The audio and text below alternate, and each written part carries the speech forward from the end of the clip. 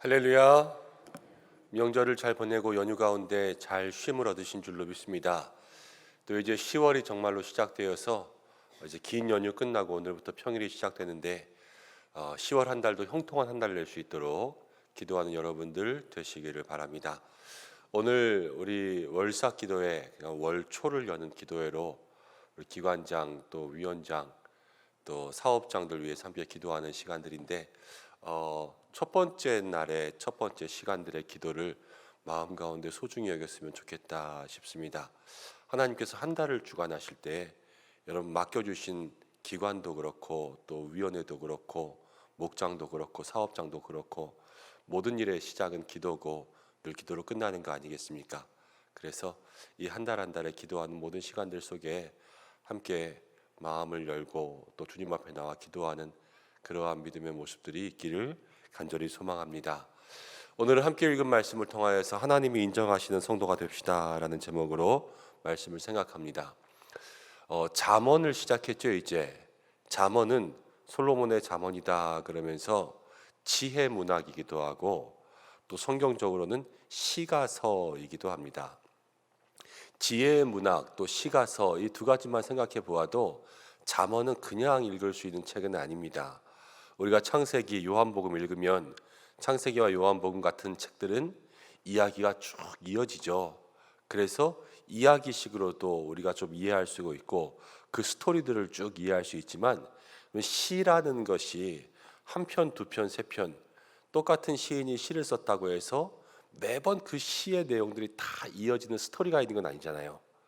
그래서 이 잠언의 내용들은 한 편 한 편이 다 다른 주제들을 이야기하고 있을 때가 많이 있습니다.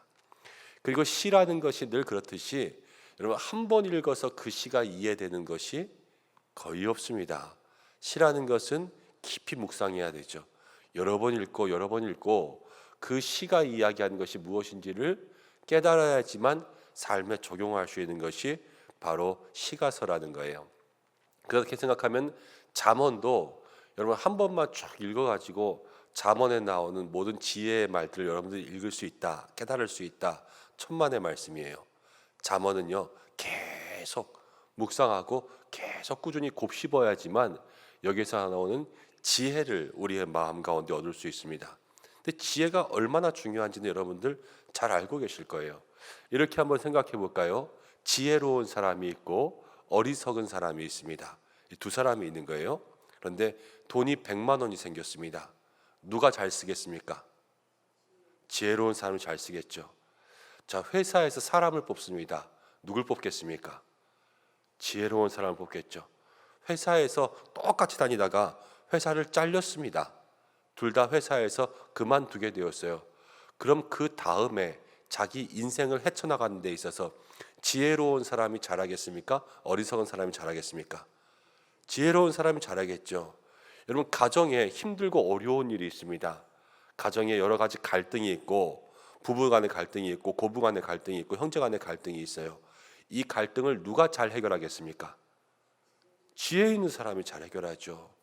여러분 그렇게 생각해 보세요. 교회에 일이 있습니다. 누군가 목장과 기관을 맡겼어요.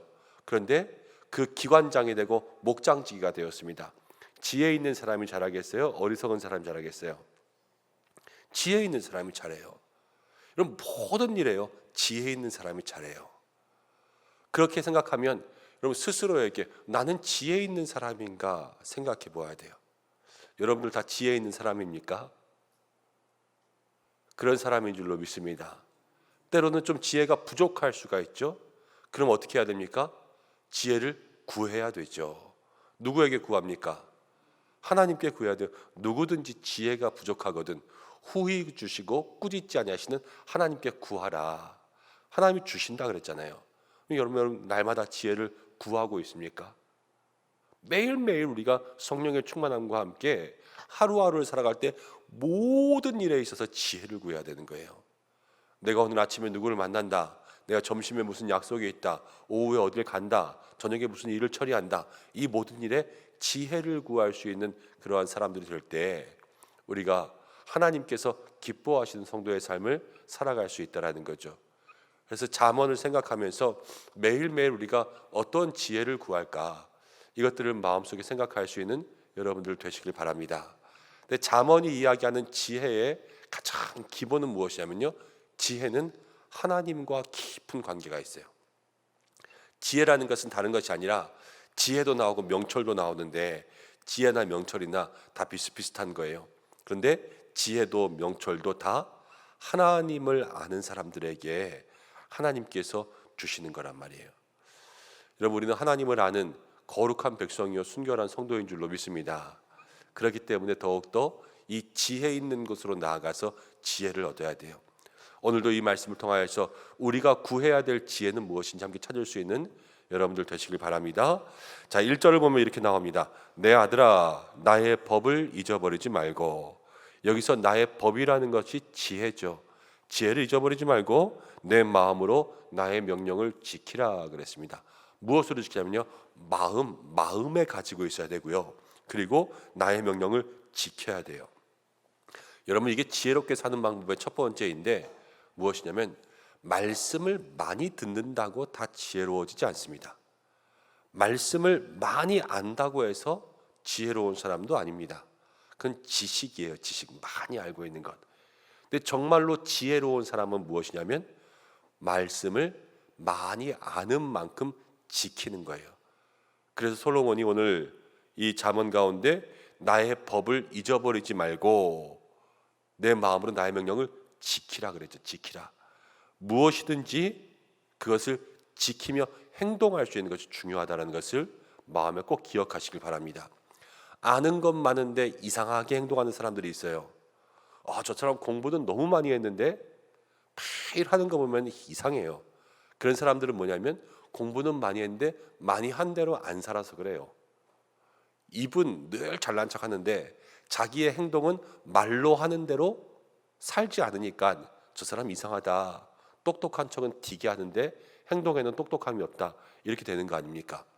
여러분, 우리가 하나라도 우리의 말한 대로, 우리가 배운 대로, 생각한 대로 지키며 살아갈 때 그것을 통하여서 우리의 삶에 하나님 주시는 유익이 있습니다. 2절 말씀 가운데 보면 어떤 유익이 있냐면 이렇게 나옵니다. 그리하면 그것이 내가 장수하여 많은 해를 누리게 하며 평강을 더하게 하리라. 평강을 더하는 거예요. 우리의 삶에 참 평안이 있고 평강이 있고 누구를 만나든지 거기에서 다툼이 있는 것이 아니라 화목함이 있는 거죠. 평강하니까 여러분들, 우리 옛날 이야기 중에 바보 온달에게 시집간 그런 공주가 있었어요. 누구죠? 평강공주죠. 평강공주가 지혜로운 사람이지 않았어요.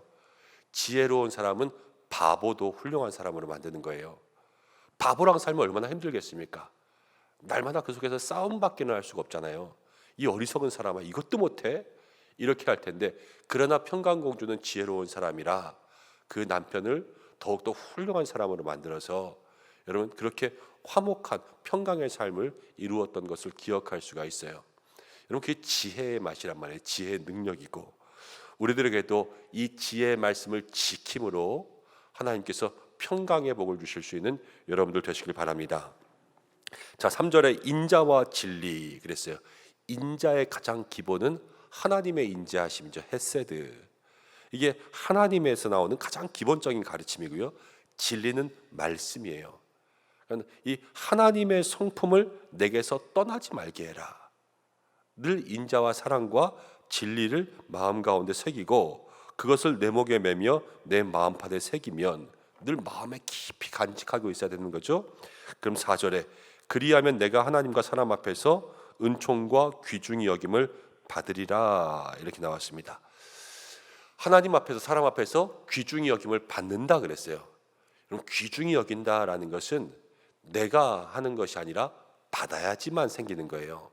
사람들이 저 사람 인정해 주는 것은 내가 날 인정해 이렇게 이야기할 수 있는 것이 아니라 사람들이 인정해 줄 때 내가 그것을 누릴 수 있는 것입니다. 여러분, 특별히 교회도 그렇습니다. 교회도 우리가 모든 것들을 이루려고 하면 그것은 교만해지는 길이 되죠. 그렇지만 교회 안에서도 하나님께서 인정하시는 사람, 아니면 모든 성도들이 인정하시는 사람이 되기 위해선 이 말씀 가운데 있는 지혜 있는 사람처럼 그 모든 지혜를 마음 가운데 새기고 지키고 마음 가운데 떠나지 않게 할 때 하나님이 그 사람을 인정하고 모든 사람들이 그 사람을 인정하는 사람이 된다라는 거예요. 여러분들 모두가 하나님 앞에 인정받기를 바랍니다. 하나님 앞에 인정받는 것이 얼마나 중요한 것인지는 더 말하지 않아도 마음 가운데 잘 아실 거예요.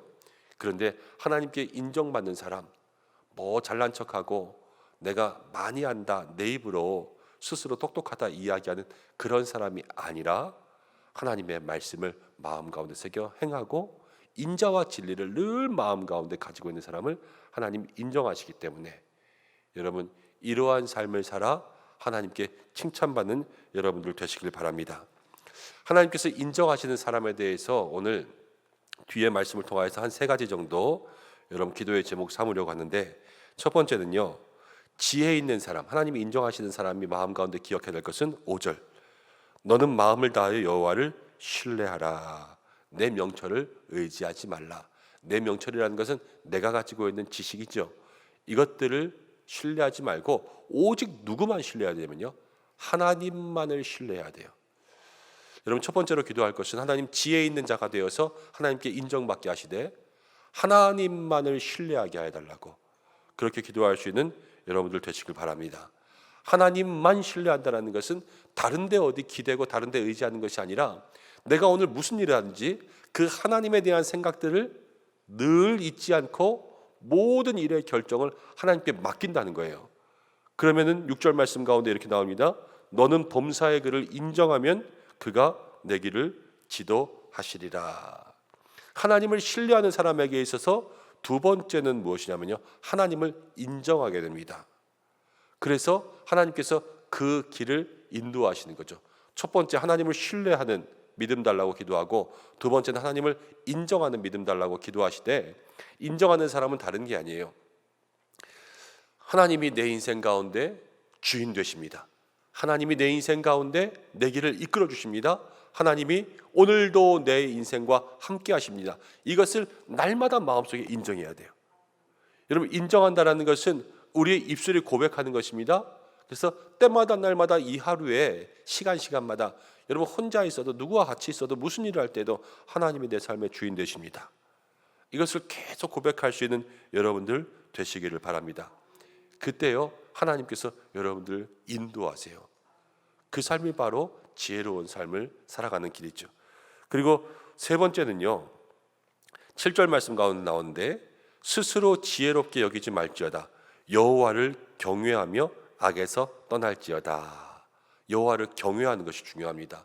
오늘 3가지 기도할 건데, 첫 번째는 하나님을 신뢰하고 하나님을 인정하고, 세 번째는 하나님을 경외하게 하여 주옵소서. 이것이 우리의 마음속에 지혜로운 삶이 되고 하나님이 인정하시는 성도가 되는 삶의 요소라는 거예요. 그런데 이 경외한다라는 것은 하나님을 두려워하고 하나님을 무서워하는 거죠. 근데 이것은 늘 2가지가 연관지어집니다. 하나님을 경외하면 악에서 떠나게 되어 있어요. 하나님을 경외하면 모든 하나님이 두려워하실 우리의 마음 가운데 하나님으로 인하여서 두려워할 일에서 멀어지게 되어 있어요. 여러분 오늘 죄의 모습 또 모든 두려움의 모습에서 멀어질 수 있도록 기도하시기 바라고, 8절 말씀 가운데 보면 이것이 우리를 윤택하게 하고 우리에게 약이 되라 이렇게 이야기하고 있고요. 9절 말씀 가운데 보면 하나님을 경외하면 또 하나가 나오는데, 내 재물과 내 소산물의 처음 익은 열매로 여호와를 공경하라 이렇게 나왔죠. 그걸 공경한다. 근데 무엇으로? 처음 익은 열매들로. 하나님을 경외하는 사람은요 하나님께 무엇인가 드리게 되어 있어요. 하나님 사람이 될 수는 없다라는 거죠. 하나님께 무엇인가 바친다, 드린다. 여러분 시간을 드리고 몸을 드리고 마음을 드리고 생명을 드리고 우리의 모든 것들을 다 주님 앞에 드리는 것입니다. 이것이 하나님을 경외하는 삶의 시작이라는 거죠. 여러분 주님에 대해서, 주님께 대하여서 여러분이 드릴 수 있는 것들을 조금씩 늘려갈 수 있는 사람들 되시기 바랍니다. 어떤 사람들은 신앙생활 오래 하면서도 주님께 드릴 수 있는 것들이 늘어나지 않고 조금씩 줄어드는 사람들도 있어요. 근데 좀 안타까운 거예요. 제 경제적인 모든 삶과 또 어려운 형편들이 있기 때문에 제가 거기에 대해서 더 많이 드려라 더 많이 드려라 이렇게 늘 강요하는 건 짐이 되고 힘들고 어려우니까 그렇지만, 여러분 그래도 여러분들의 마음 가운데 가지고 있어야 될 것은 내가 주님 앞에 조금씩 조금씩 더 드릴 수 있는 것. 소유가 많아진다고 더 드리는 게 아니에요. 믿음이 좋아지면 더 드리는 거예요. 하나님께서 내게 주신 은혜가 많으면 더 드리는 거예요. 그래서 여호와를 경외하는 사람에게는 늘 드림이 있기 때문에 그 드림을 통하여서 하나님께 인정받는 삶이 되시기를 바랍니다. 또 우리가 드림에 대해서 여러분 무엇인가 착각하지 말아야 될 것이 있는데, 이해하고 들으십시오. 이런 것이 있을 수가 있습니다. 어떤 분들에게는 이제 소득의 11조를 드린다거나 아니면 어떤 감사의 예물이나 어떤 예물을 드릴 때 이 예물을 가지고 어려운 교회를 도와야 되겠다. 그래서 이 11조를 아니면은 저기 어떤 개척교회나 아니면 어려운 교회에 이렇게 드려서 거기에 조금 도움이 돼야 되겠다 그러면서 그쪽으로 헌금하시는 분들도 있는 줄로 압니다. 저는 그 믿음 가운데 그런 생각들도 여러분들에게 좋은 생각 중에 하나일 것 같다라는 생각도 들기는 하지만, 그러나 이 물질에 대한 문제는요 하나님께 드리는 거예요. 첫 번째는 내가 교회를 도와주는 게 아니에요. 나는 하나님께 드리는 거지. 하나님이 교회를 도우시는 거예요. 내가 교회를 도와준다. 내가 교회보다 높이 있는 거 아니겠어요? 늘 우리는 그냥 다 하나님께 드리는 것, 그리고 하나님께서 그 모든 교회를 세워가시며 도와가신다라는 것들을 마음 가운데 가지고 있어야 되고, 두 번째는요 우리가 섬기는 교회를 통하여서 여러분 본 교회의 모든 것들을 다 하나님께 올려드릴 수 있는 그 통로, 이 재단을 하나님께 올려드리는 통로로 사용하는 거예요. 그래서 늘 옛날부터 본교회를 통하여서 물질을 드리십시오 라는 이야기들을 많이 들으셨죠. 그것이 바로 그런 의미에 있는 거고, 대신 여러분 그 교회를 어려운 교회니까 물질이 그곳으로 흘러갔으면 좋겠다 하는 그러한 마음들은 귀하고 아름다운 거 아니겠습니까? 여러분 본 교회에 물질을 드리면서도 그 교회에 대한 마음들이 있걸랑 그 물질 앞에 여러분들의 목적을 쓰세요. 그래서 이렇게 소득의 11조를 드리지만 이 11조가 저기 어디에 있는 어려운 교회를 도와줬으면 좋겠습니다. 여러분 이렇게 해서 물질을 드리면 정상적인 교회라면 그 물질을 그렇게 쓸 거예요. 그렇게 성도가 그 마음 가운데 여러분 어려운 교회에 이렇게 보탬이 될 수 있도록 흘려보냈으면 좋겠습니다. 이렇게 했는데 그 물질을 받고도 그냥 나 몰라라 하면서 그 교회를 돕지도 않고 그 물질을 꿀꺽해버리는 교회는 그건 더 이상 교회가 아닌 거죠. 다 도는 임자가 있는데 하나님께서 그 교회에 보내시라 그러면 그 교회에 보내고 그 교회를 도울 수 있는 그러한 모든 하나님 안에서 한 교회의 믿음을 가져야 되지 않겠습니까? 여러분 모든 믿음 가운데 하나님께 드리는 일에 있어서도 하나님께서 인정하시는 귀한 삶으로 나아가고, 늘 언제나 나의 마음은 하나님께 모든 것을 드리고 바친다라는 마음을 가지고, 그리고 하나님께 드린 물질은 하나님이 쓰시는 거예요.